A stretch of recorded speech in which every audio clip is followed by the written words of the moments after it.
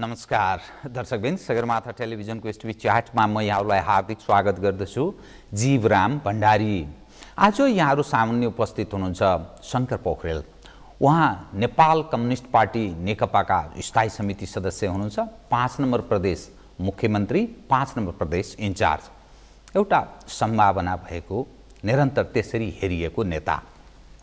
समग्रमा आज म उहाँसँग स्पष्ट बहुमतको नेपाल कम्युनिस्ट पार्टीको सरकार, यसबाट नेपाली जनले धेरै ठुलो आश गरेको तर कता कता आलोचना बढोत्तरीमा र पार्टीभित्रै आन्तरिक अस्वस्थ प्रकृतिको प्रतिस्पर्धा हुन थालेपछि मानिसमा झन् नैराश्यता र कार्यकर्ता जनमा पनि निराशा यसरी बढोत्तरीमा छ। समग्रमा के भएको हो? यो बडा अप्ठ्यारो छ कि क्या हो? नेपालको राजनीति आन्तरिक मात्रै कारण छ कि बाह्य पनि? यस्ता जनजिज्ञासाहरू पनि छन्। समग्रमा आज म उहाँसँग नेपालको राष्ट्रिय राजनीतिक घटनाक्रम अनि समग्र यो सरकार प्रतिपक्षको भूमिका उपरको विषय र समग्र विषयलाई म केन्द्रमा राखेर उहाँसँग कुराकानी गर्नेछु। सर्वप्रथम म उहाँलाई स्वागत गर्छु। स्वागत छ यहाँलाई। धन्यवाद। अब म कसरी प्रस्तुत हुन चाहेँ भने नेपाल कम्युनिस्ट पार्टी नेकपाको 2/3 बहुमत प्राप्त नेपाल कम्युनिस्ट पार्टीकै स्पष्ट बहुमतको सरकार, यसबाट मानिसले आश यसकारण धेरै गरेका छन्। लामो समयसम्म हाम्रो नेपाली जन अभिगतबाट गुज्रनु पर्यो। कम्युनिस्टलाई नेपाली जनले मत दिनुको अर्थ जीवन स्तरमा पनि सुधार आओस्, धेरै चिज त्यस्तो आश गरेको। तर पार्टीभित्रै अनेकौं विषयहरू उठ्न थाले। सैद्धान्तिक विषय कता हरायो, कता होली वाइनका कुरा आउन थाले अनि अस्वस्थ प्रकृतिको प्रतिस्पर्धा पार्टीभित्रै। आज साँच्चै भन्ने हो भने पूर्व एमाले तपाईहरुका सहयात्री उहाँहरू नै बढ्ता आक्रोशित, बरु पूर्व माओवादी केन्द्र अलिकति संयमित भएको यस्तो देखिएको तस्बिर। मैले बाहिरको तपाईहरुको आन्तरिक के थाहा छैन, बाहिर त्यस्तो देखिन्छ। केन्द्र र प्रदेश बीचको पनि कतिपय सवालमा अधिकारको विषयमा झगडा जस्तो देखिन्छ। यो गरी नखाने मेसोतर्फ उन्मुख छ है। यत्रो आश गरेको निराशातर्फ अघि बढ्यो। यो कुनै न कुनै ढङ्गले उठेको प्रश्न। मैले सामान्य ढङ्गले यो विषय उठाएँ, त्यससँग जोडिएको म बुँदागत यहाँले केही विषय जब सम्बोधन गर्नु त्यस पश्चात म बुँदागत ढङ्गले उठान गर्छु। कृपया। ठिकै हो, तपाईँले जे प्रश्न उठाउनु भएको छ त्यो प्रश्न उठिराखेकै छ।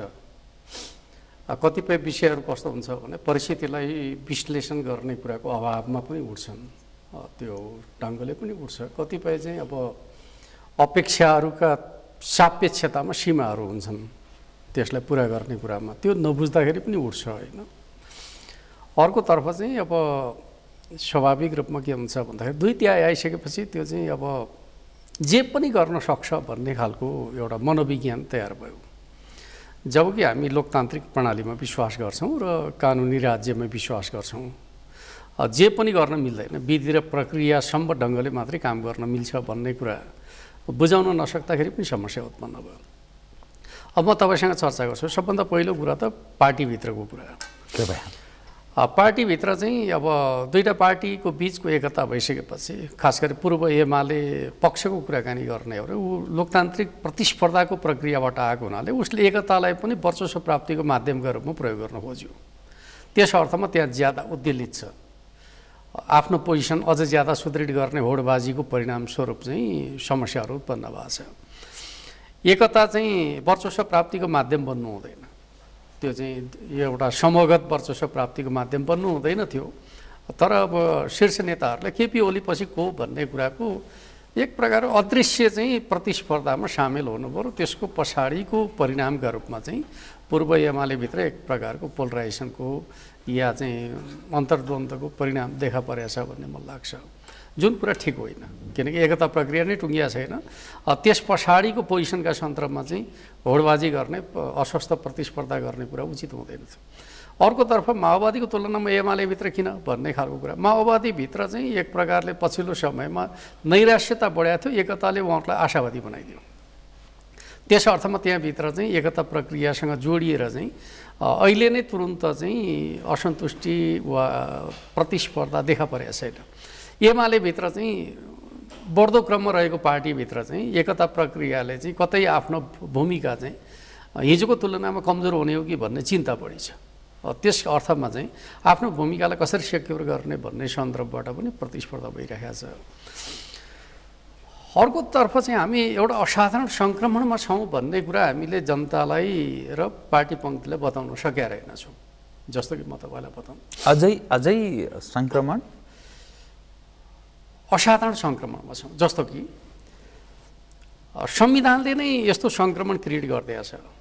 एकात्मक राज्यबाट हामी सङ्घीय राज्यतर्फ प्रवेश गर्दैछौँ र हिजोको राज्य प्रणालीमै परिवर्तन अपरिहार्य छ।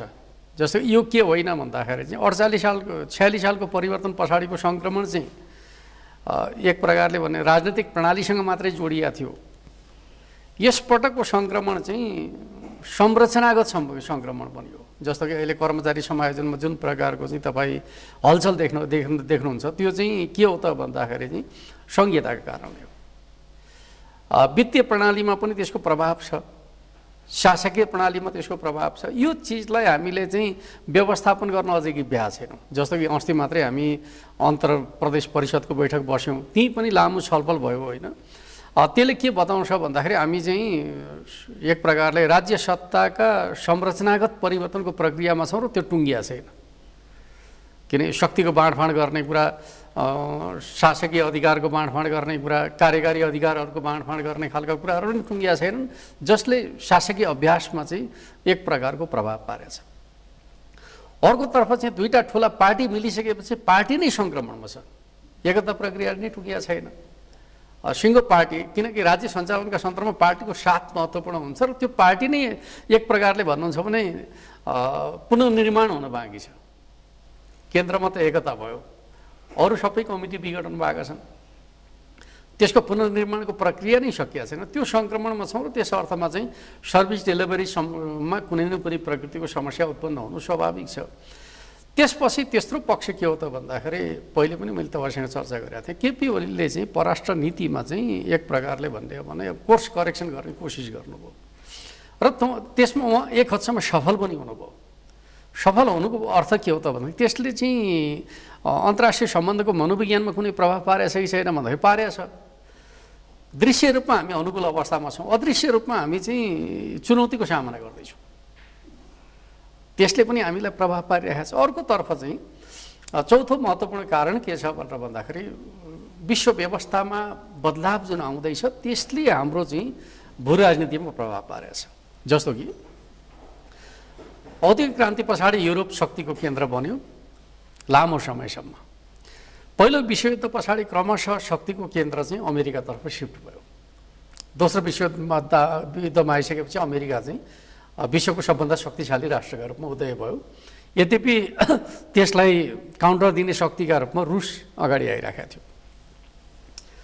पश्चिमाहरूका लागि त्यो ठुलो चिन्ताको विषय भएन।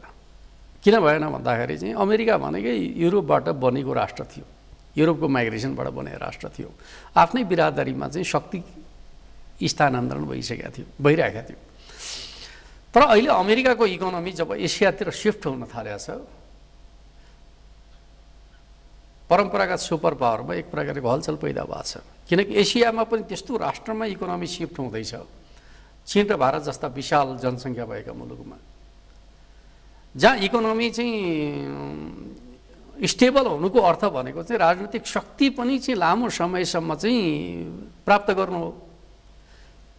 अर्थात् यिनीहरू आर्थिक रूपमा सबल मात्रै हुँदैछन्, विश्व राजनीतिमा भूमिका पनि खेल्न खोज्छन् भन्ने कुरा त दुनियाँले त बुझिरहेको छ। त्यस अर्थमा उनीहरू चाहिँ नेपाललाई प्रयोग गरिकन चाहिँ छिमेकीहरूलाई हेर्ने र घेर्ने रणनीति अन्तर्गत नेपालको भू राजनीतिलाई प्रयोग गर्न खोज्दैछन्।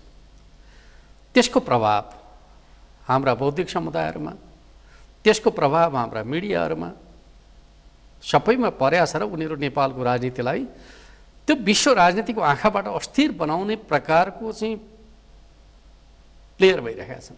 म यसैसँग जोडिएको यो जुन च्यालेन्ज, जुन खालको थ्रेटहरू पनि भन्दा हुन्छ, जुन समस्या देखिएको छ अन्तर्राष्ट्रिय एज अ राजनीतिक हिसाबले, तर भर्खरै हाम्रा परराष्ट्र मन्त्री जो प्रतिभावान पनि हुनुहुन्छ प्रदीप गेवाली युएसए अमेरिका जानुभयो, त्यहाँ ट्रम्प प्रशासनको इन्डो पेसिफिक स्ट्र्याटेजीमा नेपाल प्रवेश र यसले चाहिँ त्यो तपाईले भनेको त्यो घेर्ने नीति अन्तर्गत नेपाल प्रयोग हुने सम्भावनातर्फ यहाँ चर्चाको रूपमा रह्यो।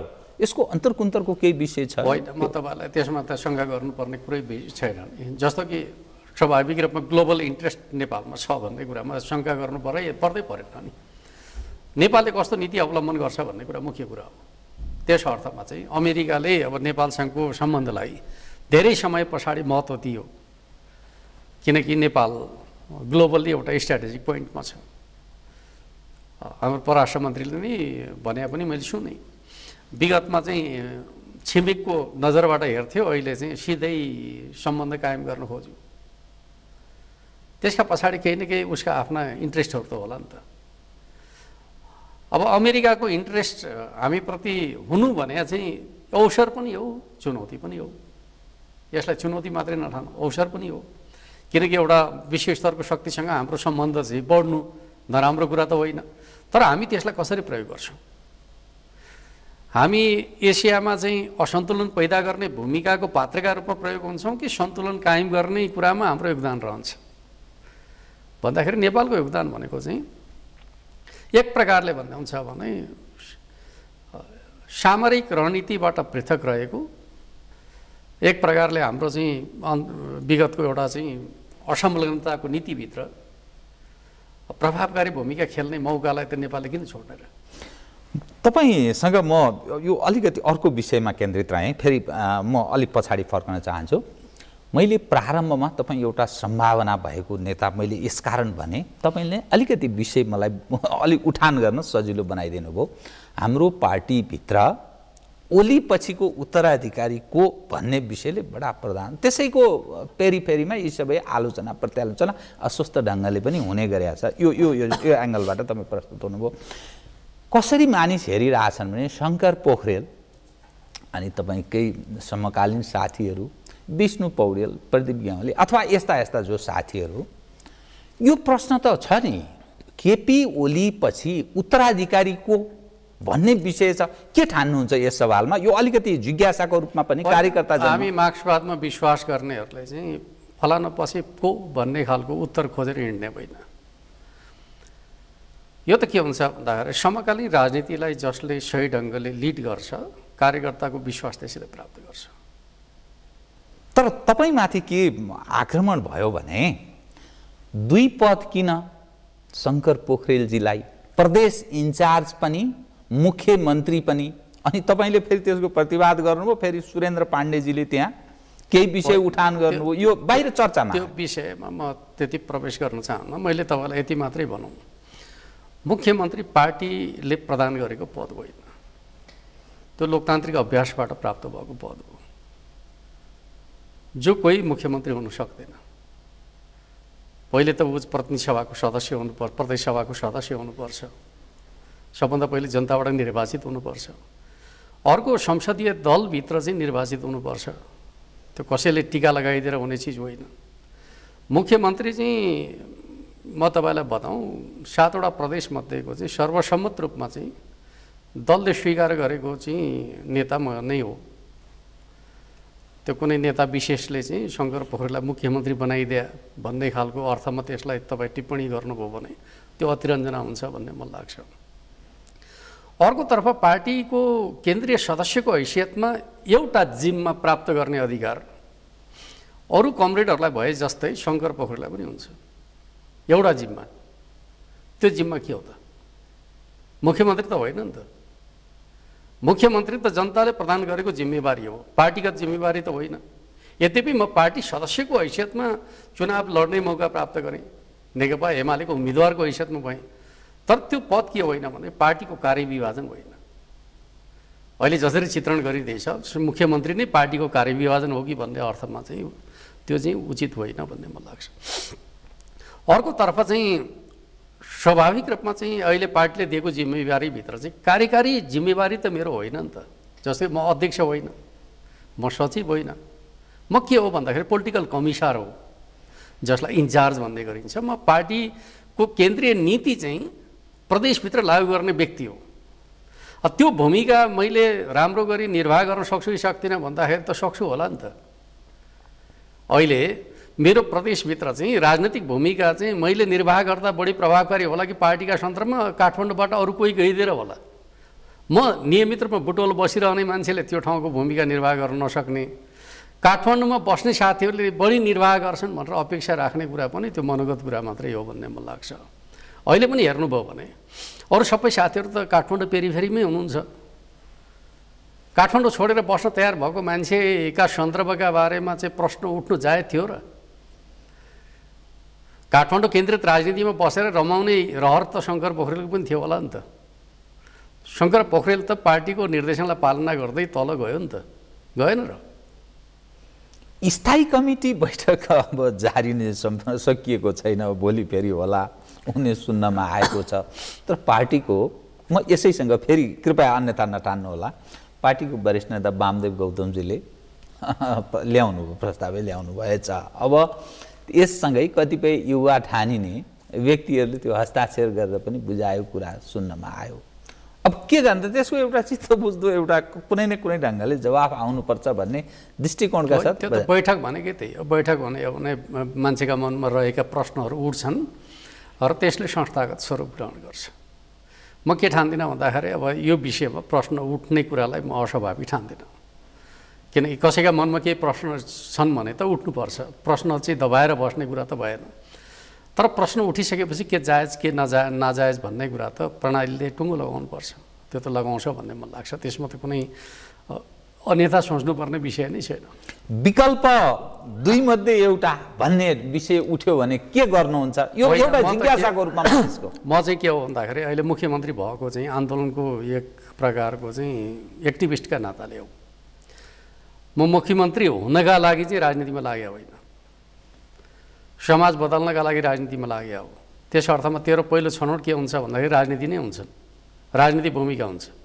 राजनीतिक भूमिकाभित्रको एउटा रोल हो मुख्यमन्त्री।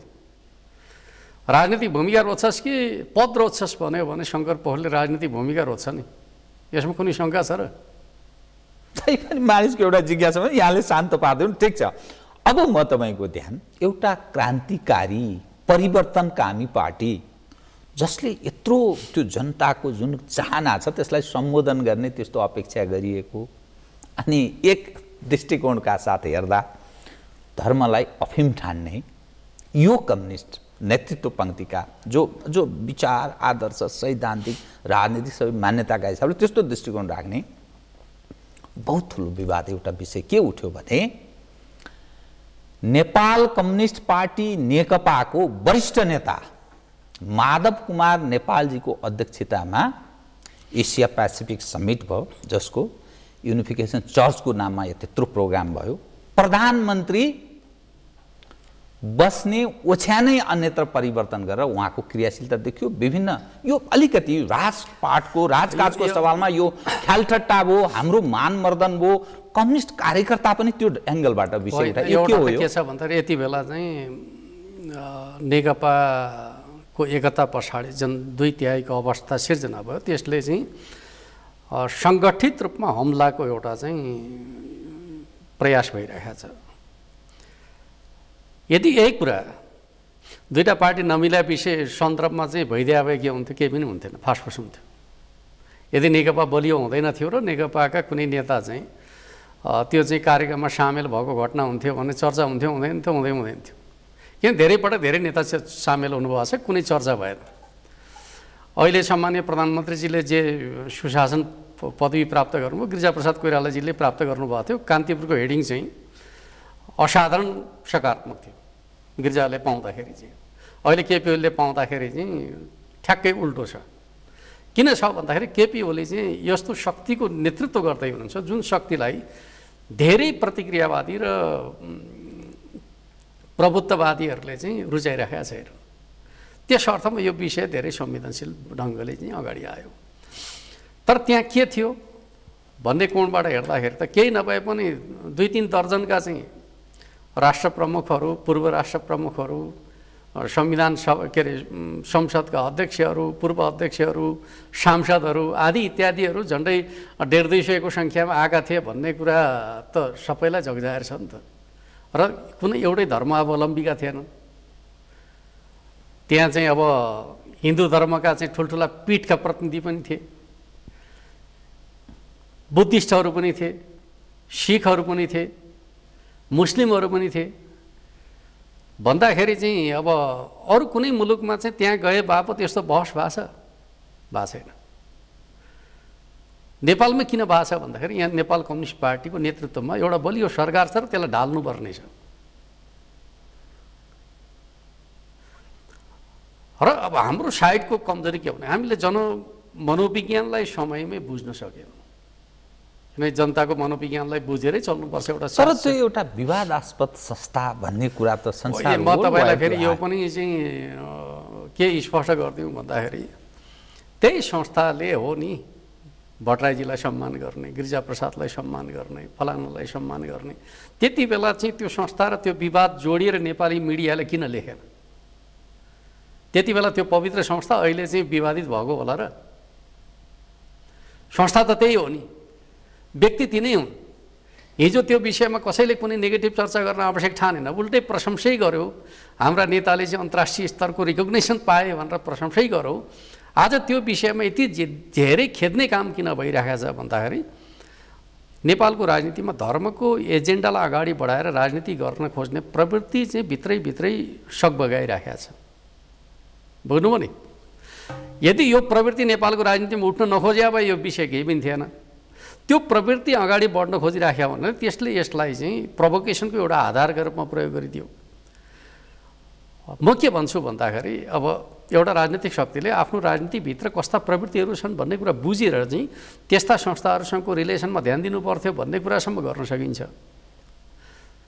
अब एक हिसाबले भन्ने हो भने नेताहरू कहाँ चुके भन्ने खालको कुरा गर्ने हो भने नेपालको राजनीतिभित्र धार्मिक अधिवादलाई चाहिँ प्रोत्साहित गर्न खोज्ने प्रवृत्ति चाहिँ उजागर हुन खोजिराखेका बेलामा चाहिँ त्यस प्रकृतिका संस्थाहरूसँग नजोडिया भए हुन्थ्यो भन्न सकिएला।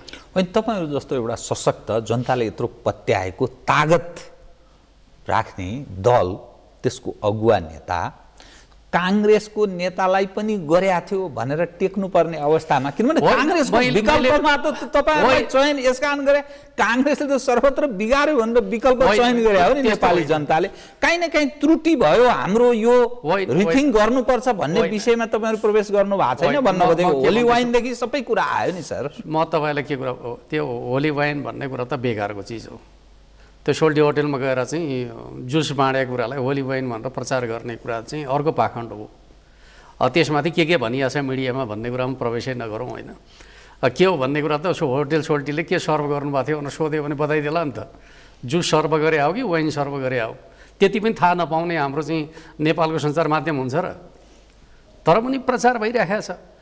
र म के ठान्छु भन्दाखेरि एउटा राजनीतिक पार्टीले सामाजिक मनोविज्ञानलाई ख्याल गर्नुपर्छ भन्ने कुरामा चाहिँ मेरो सहमति छ। तर यो चाहिँ एकदम गल्ती गरियो, प्रयोग भयो भन्ने खालको कुरा चाहिँ होइन।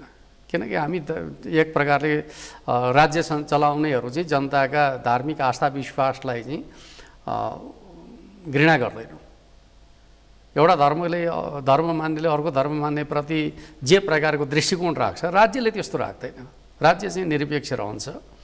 धार्मिक आस्था विश्वास भनेको जनताको विषय हो।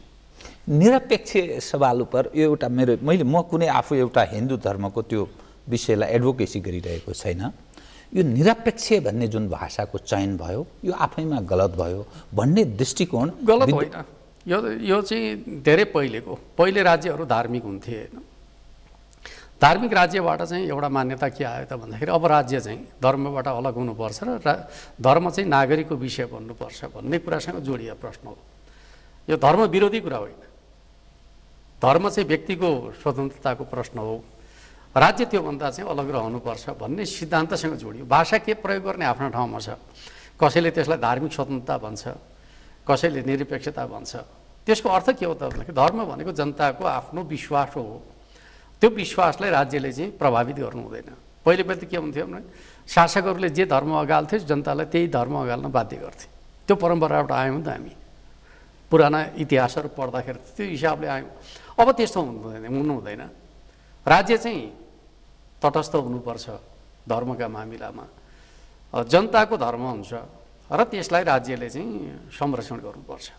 तर संसारमा शक्तिशाली प्रजातान्त्रिक अनेक खालका जो देशहरू छन् त्यहाँ कुनै न कुनै ढङ्गले त्यो प्रोटेक्टरको रोल प्ले गर्ने हामी कहाँ पनि भइरहेको छ। फेरि तपाईँ चाहिँ के नठान्नुहोस् भन्दा हामी कहाँ पनि चाहिँ धर्मप्रतिको चाहिँ कुनै न कुनै प्रकारको सम्बन्ध राज्यको छ कि छैन भन्ने खालको कुरा गर्दाखेरि त छ नि त।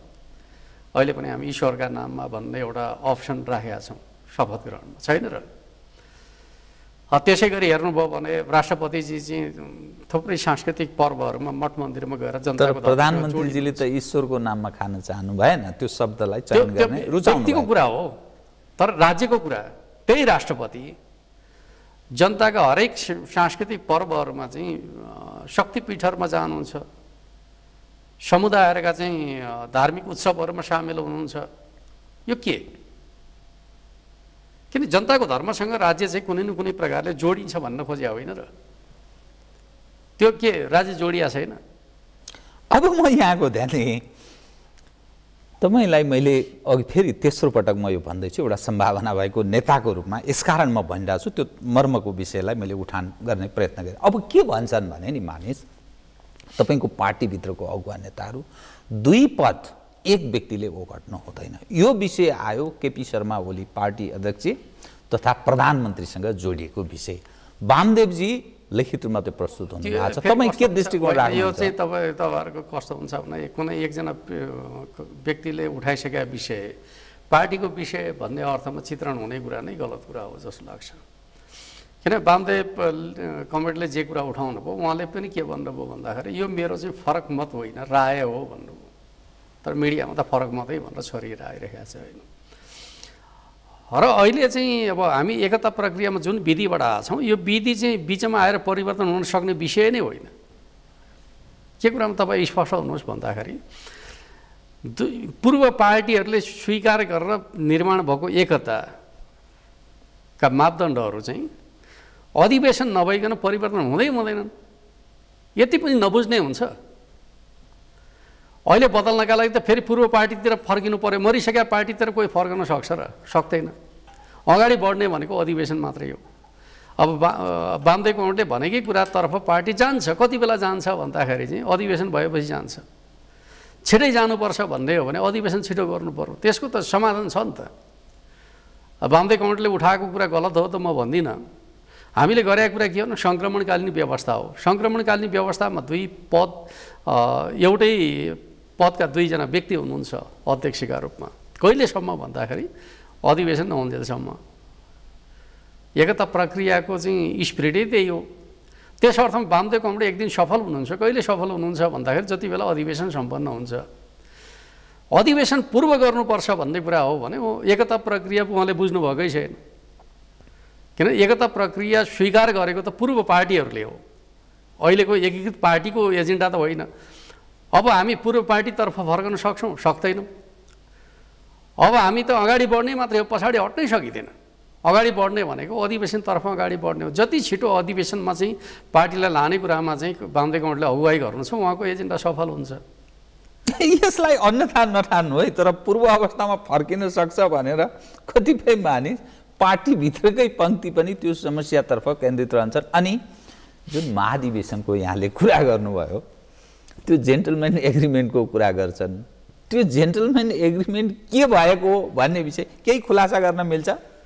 केही एग्रिमेन्ट भएको छैन। जेन्टलमेन एग्रिमेन्ट भने तपाईँ के ठान्नु होला भन्दाखेरि पहिलो अधिवेशन हामी एकताको अधिवेशन गर्छौँ भनेका छौँ हामीले। त्यो भने के हो त भन्दाखेरि दुवै पार्टीका इन्ट्रेस्ट नेतृत्व चयनको विषय त आयो नि। पार्टी होइन त्यही नेतृत्व चयन भन्नुहोस् अथवा प्रतिस्पर्धा या सहमतिमा भन्ने विषय यो दुईटै होइन। म भन्दैछु कृपया दुईवटा मुख्य पार्टीका प्रमुख कन्सर्नहरूलाई सम्बोधन गर्छौँ। त्यो केमा प्रकट हुन्छ? मुख्य नेतृत्वमा प्रकट हुन्छ कि विचारमा प्रकट हुन्छ कि कार्यक्रममा प्रकट हुन्छ कि भन्ने कुरा त बाँकी नै छ। एकता पछिको पहिलो अधिवेशन एकताको महाधिवेशनका रूपमा आयोजना गर्छौँ। तर हाम्रो चाहिँ कार्यकर्ता पङ्क्ति जति विशाल छ सबै चिजहरूमा सहमतिका आधारमा नेतृत्व निर्माण गर्ने कुरा म कठिन देख्छु। अध्यक्ष बाहेकी समग्रमै के समग्रमा त्यस अर्थमा लोकतान्त्रिक विधिलाई त हामीले अवलम्बन गर्नै पर्छ। विचारका प्रश्नमा त हामी आफैले एकताको दस्तावेजमै लेखिसकेका छौँ। कतिपय विषयहरू चाहिँ अधिवेशनबाट टुङ्ग्याउँछौँ भनेर भनेका छौँ, अर्थात् खुला छोडेका छौँ। त्यसलाई त हामीले एकता अधिवेशनमै गएर टुङ्ग्याउँछौँ भन्नुको अर्थ बहस गर्छौँ भने त हो नि, बहस गर्छौँ भनेका छौँ। र एकता अधिवेशन भनेर भन्दाखेरि मूलतः दुवै पक्षको नेतृत्वलाई आउने नेतृत्वमा चाहिँ ठाउँ प्राप्त हुन्छ भन्ने कुराको एस्योरेन्स गर्न खोजे होला भन्ने मलाई लाग्छ। त्यो प्रतिस्पर्धाको प्रणालीबाट पनि एस्योरेन्स गर्न सकिन्छ वा चाहिँ सहमतिमा पनि गर्न सकिएला। त्यो कुरा त गर्छौँ नै हामी, जसलाई तपाईँ चाहिँ को भाषामा भन्ने हो भने अब समझदारी भन्दै गर्नुभएको छ, त्यही नै हो होइन, त्यो त हामी गर्छौँ नै। तर हामी भविष्यको पार्टी चाहिँ एउटा पूर्ण लोकतान्त्रिक प्रतिस्पर्धात्मक कार्यकर्ताले रुचाएका नेताहरूको पार्टी बन्नुपर्छ भन्ने मान्यताकै पक्षमा छौँ। समस्या त्यसैले सिर्जना गर्छ, त्यसकारण अघि बढ्न गाह्रो छ, पछाडि अवस्थामा फर्किन सक्छ है भन्ने दृष्टिकोण यही पार्टीभित्रकै अर्थात् यहाँकै पार्टीभित्रकै नेतृत्व पङ्क्तिका कतिपय मानिस र प्रतिपक्षका मानिस त झन् कसरी उठाइरहेको। त्यस्तो त सम्भव छैन। अब पछाडि फर्किने कुरा सम्भव छैन। वा तपाईँले भने जस्तो चाहिँ यसलाई सही ढङ्गले अगाडि बढाउन सकिएन भने दुर्घटना हुनसक्छ होइन। अब दुर्घटनालाई पछाडि फर्किने कुरा मान्नु हुँदैन। दुर्घटनाको त कल्पना नगरौँ, किनकि यत्रो एउटा पार्टी एकताको प्रक्रियामा अगाडि बढेर समाजलाई बदल्ने कुरामा लागिरहेको छ भने अब दुर्घटनातर्फ जाला भनेर त विश्वास नगरौँ। अब त म के ठान्छु भन्दाखेरि हाम्रो मुलुकमा चाहिँ दुईवटा पार्टी रहनुपर्छ। जसरी हामी युरोपको कुराकानी गर्छौँ, अमेरिकाको कुराकानी गर्छौँ, एउटा चाहिँ अलिकति रेडिकल टाइपको अथवा भन्नुहोस् अब मध्यमवर्गीय तबकालाई नेतृत्व गर्ने खालको पार्टी हुन्छ, जस्तो कि अमेरिकामा डेमोक्रेटिक पार्टी, युरोपमा चाहिँ ब्रिटेनमा लेबर पार्टी भने यस्तै एउटा पार्टी हुन्छ जो चाहिँ तुलनात्मक हिसाबले अलिक रेडिकल हुन्छ। त्यो भने चाहिँ अहिलेको नेकपा हो। अर्को एउटा कन्जर्भेटिभ टाइपको पार्टी परम्परावादी पार्टीका रूपमा रहन्छ। बिस्तारै बिस्तारै काङ्ग्रेसको डिरेक्सन त्यतातर्फ जाँदैछ। अब चाहिँ धर्मको एजेन्डा उठाउने आदि इत्यादि कुरा गर्ने। हिजो चाहिँ कङ्ग्रेस चाहिँ मध्यम धारमा उभिन चाहन्थ्यो, पिपीको काङ्ग्रेस चाहिँ, बुझ्नुभयो नि, किन त्यहाँ चाहिँ राइटिस्ट फोर्सका रूपमा पञ्चायत थियो। त्यस अर्थमा काङ्ग्रेस चाहिँ मध्यमवर्गीय चाहिँ एउटा राजनीति हामी मध्यमार्गी भन्थ्यो घोषित रूपमै होइन। अब त्यसको मध्यमार्ग हराउँदैछ, ऊ चाहिँ अब राइटिस्टतर्फ लाग्दैछ। अब स्वाभाविक रूपमा लेफ्टिस्ट धारको नेतृत्व चाहिँ नेकपाले गर्छ भन्दाखेरि दुईवटा पार्टी नै हुनुपर्छ। अब नेपालको समृद्धिको यात्रामा नेपाललाई बलियो बनाउने हो भने धेरै पार्टीहरूको आवश्यकता छैन भन्ने कोणबाट पनि हेर्नुपर्छ। अहिले कङ्ग्रेसमा जुन प्रकारको दक्षिणपन्थी नेचर प्रकट हुँदैछ त्यसले पनि त्यो चिजलाई सङ्केत गर्छ। त्यस अर्थमा म चाहिँ नकारात्मकताभित्र पनि सकारात्मकता हुन्छ भन्ने कुरा हेर्दाखेरि चाहिँ दृश्य अब काङ्ग्रेसले चाहिँ अब धर्मको एजेन्डा बोक्न थाल्यो भन्ने ढङ्गले चर्चा गर्छन्। त्यो स्पेस नेपालको राजनीतिमा हराएको ठान्यो नि त उसले, मध्यमार्गमा रहने स्पेस हराएको देख्यो। अब दुईवटा पोल खडा हुँदैछ, एउटा पोल मात्रै हुने हो भने सधैँभरि वामपन्थी वर्चस्व भइरहने हो। अब एउटा बलियो पोल बनाउनुपर्छ भन्दाखेरि मध्यमार्गमा उभिएर त्यो पोल सम्भव हुँदैन भन्ने रियलाइजेसन कङ्ग्रेसभित्र चाहिँ भएको सङ्केत हो। यद्यपि उहाँहरूले खुलेर यो वैचारिक सैद्धान्तिक प्रश्नमा आउन सक्नु भएको छैन, तर उहाँहरूको जुन प्रकारको डेभलपमेन्ट हुँदैछ त्यसले त्यो सङ्केत गर्छ। त्यस अर्थमा म के ठान्छु भन्दाखेरि अहिले चाहिँ हामी दुई पार्टी प्रणालीतर्फ जाँदैछौँ भने नेकपा चाहिँ स्वाभाविक रूपमा चाहिँ अब मुलुकको राजनीतिको एउटा स्टेबल शक्तिका रूपमा आयो भन्ने कुरालाई स्वीकार्नुपर्छ। तर तपाईँ एउटा बुझेको एउटा विश्व सन्दर्भलाई पनि राम्रो ज्ञान राख्ने, नेपाल सन्दर्भ झन् बुझेको व्यक्ति भएको हुनाले यो प्रतिस्पर्धात्मक राजनीतिमा जो कम्युनिस्टहरूको उपस्थिति छ नि, बडा निरीह कमजोर खस्कँदै खस्कँदै खस्कँदै गएको, तपाईहरूलाई जुन प्राप्त भएको जो जनमत छ बडा गौरवपूर्ण छ, संसारलाई सन्देशमूलक छ। नतिजा हुन त 10 महिना मात्रै भयो, अझै समय छ। स्थानीय तपाईँहरूकै छ, प्रदेश तपाईँहरूकै छ, केन्द्र तपाईँहरूकै छ, तर निराशातर्फ उन्मुख छ। र यो जुन प्रतिस्पर्धात्मक राजनीतिमा कम्युनिस्टहरू भिड्न नसक्ने त्यस्तो प्रकृति देखिएको छ, त्यस्तो देखिएको छ विश्व सन्दर्भ। म तपाईँलाई के कुरा भन्दा नेपालको राजनीतिभित्र कम्युनिस्ट आन्दोलन भिन्न पृष्ठभूमिबाट आयो। कति भन्दाखेरि चाहिँ अब वास्तवमा चाहिँ चुनावमा भाग नलिया भए हुन्थ्यो भन्दा पनि भाग ल्याएछ 15 साल। 15 सालको कुनै डेमोक्रेटिक संविधानै होइन नि, त्यो संविधानमा पनि भाग लियो। भन्नुभयो नि पञ्चायतलाई कमजोर पार्नका लागि पञ्चायतको उपयोगको नीति अन्तर्गत चाहिँ 43 सालको चुनावमा भाग लिएर जनपक्षका नाममा पञ्चायतलाई नै समाप्त पार्यो। त्यो प्रक्रियाबाट गुज्रेको कम्युनिस्ट आन्दोलन प्रतिस्पर्धाबाट भाग्ने नेचरको होइन, एउटा त यो बुझ्नुपर्छ भन्ने मलाई लाग्छ। अर्कोतर्फ चाहिँ विश्वमा बिस्तारै फेरि चाहिँ एसियातर्फ चाहिँ विश्व राजनीति सिफ्ट हुने क्रममा चाहिँ ग्लोबल्ली चाहिँ यो उदारवादतर्फको चाहिँ विश्व व्यवस्था कमजोर हुँदैछ र बिस्तारै अलिकति रेडिकल एजेन्डासहितको सोसियल एजेन्डासहितको शासकीय प्रभावहरू बढ्दैछ। चाहे तपाईँ ल्याटिन अमेरिकाको सन्दर्भ हेर्नुहोस्, चाहे पछिल्लो समयमा अफ्रिकाकै परिवर्तनको सन्दर्भ हेर्नुहोस्, अथवा चाहिँ अब चीन पेरिफेरी राष्ट्रहरूमा चाहिँ भइरहेका परिवर्तन, यतिसम्म कि तपाईँ चाहिँ अब चीनकै विरुद्धमा सधैँ खडा हुने भन्ने मुलुक चाहिँ ताइवानकै सन्दर्भमा देखा परेको परिवर्तन हेर्नुहोस्, पेरिफेरीको परिवर्तन हेर्नुभयो भने बिस्तारै के देखिन्छ भन्दाखेरि चाहिँ राज्यमा चाहिँ लिबरलिजमको जुन ट्रेन्ड थियो 80 को दशकमा, त्यो ट्रेन्ड बिस्तारै ओह्रालो लाग्दो छ र अहिले एमाले जुन ट्रेन्डबाट आफूलाई अगाडि बढाउन खोजिरहेको छ त्यसप्रतिको झुकाव बढ्दो छ विश्वव्यापी रूपमा। तपाईँले नामको हिसाबले हेर्नुहुन्छ भने कम्युनिस्ट पार्टीकै नाममा चुनाव जित्ने कति छन् भन्दाखेरि चाहिँ कम होलान्, तर आर्थिक सामाजिक प्रणालीका रूपमा कस्तो प्रकारको प्रवृत्तिको नेतृत्व गर्नेहरू अगाडि आउँदैछन् भन्ने खालको कुरा गर्दाखेरि त ट्रेन्ड त चेन्ज हुँदैछ। तर संसार एउटा ग्लोबल भिलेज भयो भनेर भन्छ नि, संसारै एउटा त्यही त ग्लोबल भिलेज भयो र ग्लोबल्ली चाहिँ सिफ्ट हुँदैछ नि त। फेरि लिबरल इकोनोमीको जुन वर्चस्व थियो त्यो वर्चस्व त बिस्तारै तोडिँदैछ नि त। त्यो संसारको जुन सहयोग खास गरी पश्चिमाहरूको हो नि त, तपाईँले एसियाको विषयलाई यसमा त्यो सम्भावना राम्रो सम्भावना छँदैछ, तर मार्क्स, लेनिन, स्टालिन, अब माओको पनि विषय छ, यो सबै तपाईँहरू कुनै न कुनै ढङ्गले उहाँहरूको नाम जप्नुहुन्छ। त्यो पश्चिमाहरू त्यति उदार ढङ्गले सहयोग गर्न तयार हुने स्थिति नरहन सक्छ, फलत अप्ठ्यारो अवस्थामा प्रवेश गर्न सक्छ है भन्ने एङ्गलबाट पनि विषय उठ्यो। अप्ठ्यारो अवस्थामा प्रवेश गर्न पनि सक्छ र कम्प्रोमाइज पनि हुनसक्छ, किन ग्लोबली चाहिँ ट्रेन्ड चाहिँ सिफ्ट भइसकेपछि त जसै म तपाईँलाई बताउँ युरोपमा सोसियल वेलफेयरका कुराहरू चाहिँ जबरजस्त रूपमा किन आए भन्दाखेरि चाहिँ सोभियत सङ्घको उदयले होइन। यदि सोभियत सङ्घ सोभियत सङ्घ उदय हुँदैन थियो भने युरोपमा चाहिँ सोसियल वेलफेयरको कुरा यति शक्तिशाली रूपमा आउने थिएन नि।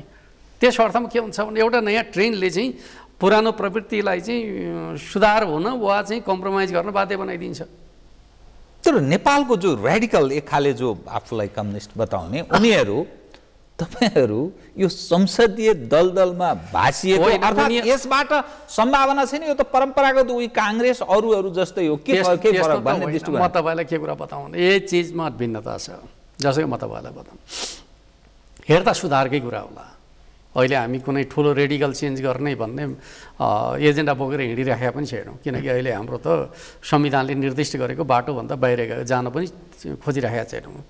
समाजवाद उन्मुख अहिले नै हामी समाजवाद निर्माण गर्ने कुरा पनि गरेका छैनौँ, आधार तयार गर्ने कुरा गर्दैछौँ। अब हामीले चाहिँ गरे के छौँ भन्दाखेरि चाहिँ एउटा योगदानमा आधारित सामाजिक सुरक्षा भत्ताको कार्यक्रम अगाडि सार्यौँ। अर्कोतर्फ चाहिँ किसानहरूको ऋण मिना गरौँ। अर्कोतर्फ चाहिँ अब कृषिमा अनुदानलाई चाहिँ बढायौँ। अब यो तपाईँ लिबरल इकोनोमी हो कि के हो भन्ने खालको कुरा हेर्नुहोस्, राज्यको भूमिका बढाउँदैछौँ। काङ्ग्रेस सरकारी उद्योग धन्दा कल कारखाना बेच्दै थियो, हामी त्यसलाई बढाउँदैछौँ। अहिले हेर्नुभयो भने कम्युनिस्ट पार्टीको नेतृत्व आएपछि दुईवटै सरकारी उद्योगहरू नाफामा गए, सिमेन्ट उद्योगहरू उदयपुर र चाहिँ हेडौडाका, एउटा सङ्केत हामी दिइराखेका छौँ। भन्दाखेरि चाहिँ राज्यको भूमिका बढाउने खालको कुरा र राज्यको भूमिका कमजोर पार्न खोज्ने बिचमा एउटै हुन्छ र भन्दाखेरि हामी कहाँ त वास्तवमा नीतिहरूलाई एनालाइसिस गर्न सक्ने बौद्धिक क्यापासिटीको पनि अभाव छ। सबैलाई उस्तै देखिदिने नीतिगत डिपार्चर भने त शब्दबाट सुरु हुन्छ। हामी कहाँ त्यो प्रकारको विश्लेषण गर्ने क्यापासिटी पनि छैन। सबैलाई उस्तै देखिदिन्छौँ। एउटा पार्ट हो। अर्को चाहिँ तपाईँले जुन प्रकारको निराशाको कुराकानी गर्नुभयो त्यो विषयमा म के भन्छु भन्दाखेरि नयाँ संविधान आएपछि मुलुक चाहिँ अप्ठ्यारोमा पर्यो। 3 वटा सरकार बनेपछि चाहिँ मुलुकको अर्थतन्त्र चाहिँ जोखिममा पर्ने भयो, खर्च धेरै हुने भयो। यो एङ्गलबाट प्रशस्त उठेको छ होइन। तथ्यले के भन्छ? वास्तविक कुरा त भने तथ्य हो। संविधान जारी हुनु पूर्व नेपालको चाहिँ जीडीपी को ग्रोथ रेट 3% को हाराहारीमा थियो। संविधान जारी भएको चाहिँ 3 वर्ष पुग्न थाल्यो। जीडीपी को ग्रोथ रेट चाहिँ 6% को हाराहारीमा छ।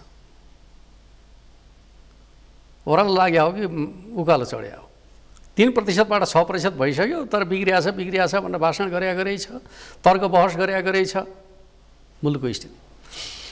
अर्कोतर्फ चाहिँ म तपाईँलाई के कुरा बताउँ भन्दा यो मुलुकका सन्दर्भको कुराकानी गर्दाखेरि अब डेभलपमेन्टका इन्डिकेटरहरूको कुराकानी गर्दाखेरि मान्छे त कस्तो तर्क गर्छ भन्दाखेरि चाहिँ होइन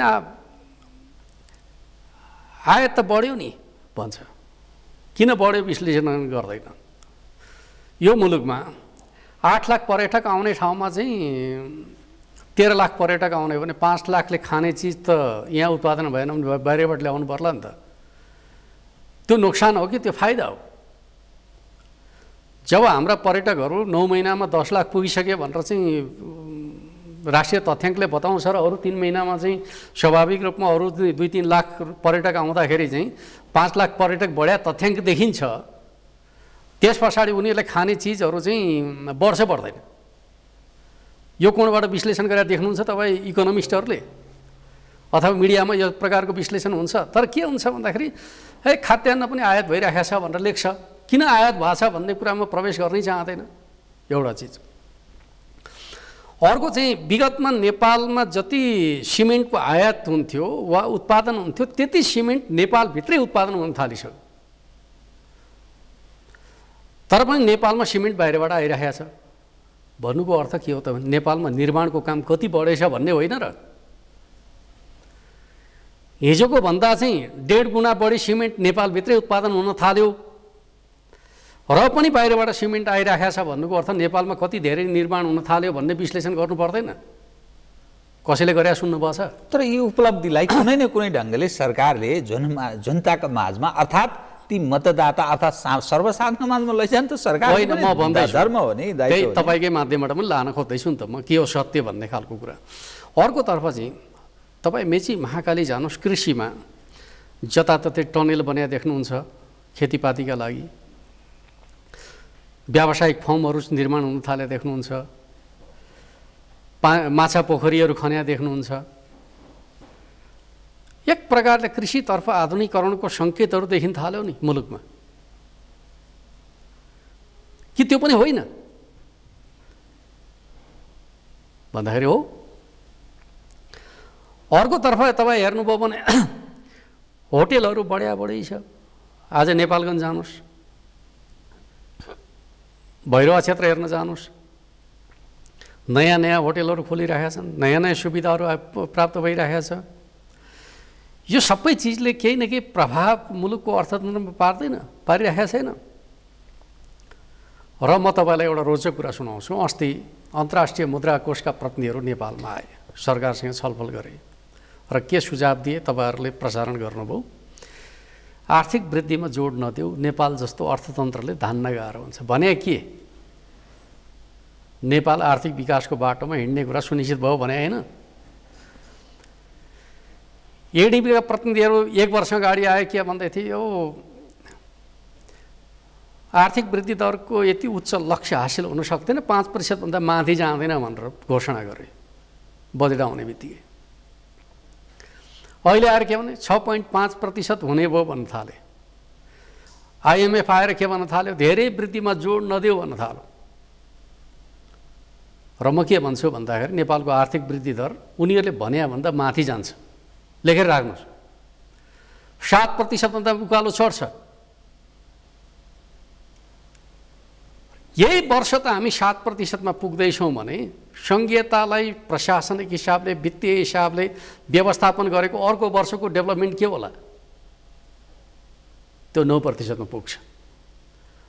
नेपाल कम्युनिस्ट पार्टीको नेतृत्वमा बनेन भन्न मिल्छ? 6 महिना पर्खनुहोस्, नेपालको डेभलपमेन्टका इन्डेक्सले यो सरकारले गर्यो गर्यो गर्यो भन्ने बन्छ।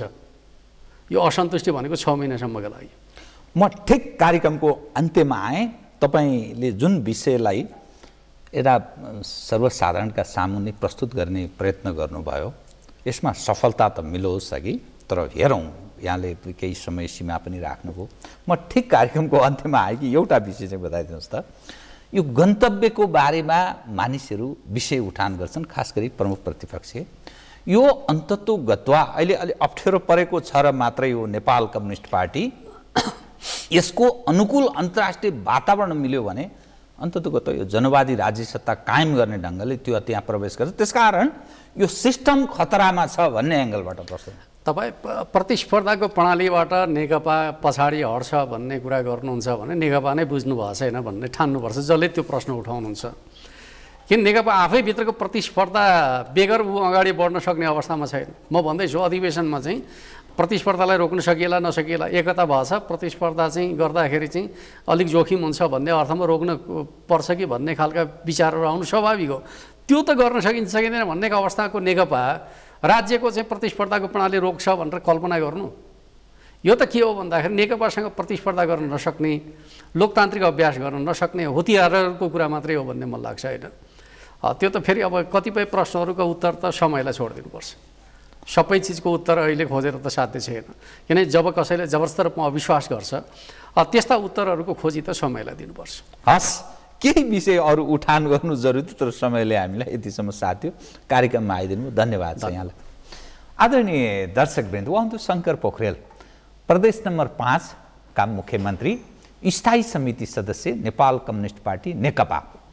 पछिल्लो नेपालको विविध विषय उप कतिपय जुन जिज्ञासाहरू थिए त्यसलाई सम्बोधन गर्ने प्रयास गर्दै म लगायत मेरो सम्पूर्ण युनिटलाई कार्यक्रमबाट बिदा दिनुहोस्। तर सगरमाथा टेलिभिजन हेर्दै रहनुहोला। नमस्कार।